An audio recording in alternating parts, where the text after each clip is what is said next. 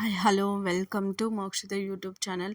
ఇక్కడ వచ్చేసి లంచ్లోకి cabbage fry and టిఫిన్లోకి టమాటా చట్నీ చేస్తున్నాను.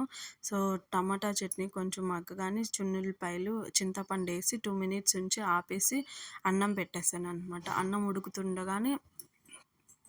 ఉడుకుతుండగానే క్యాబేజీ ఫ్రైలోకి కొంచెం ఉప్పు పసుపు వేసి 2 మినిట్స్ మగ్గనిచ్చి కొంచెం కొబ్బరి కారము కొత్తిమీర వేసి దించేసాను అనమాట. నేను ఇడ్లీ పిండి ఉంటే దానిలోకని చెప్పి కొంచెం ఆనియన్స్ కొత్తిమీర కరివేపాకు ఒక మిర్చి జీలకర్ర ఉప్పు వేసి బాగా కలుపుకొని ఊతప్పం వేసాను అనమాట.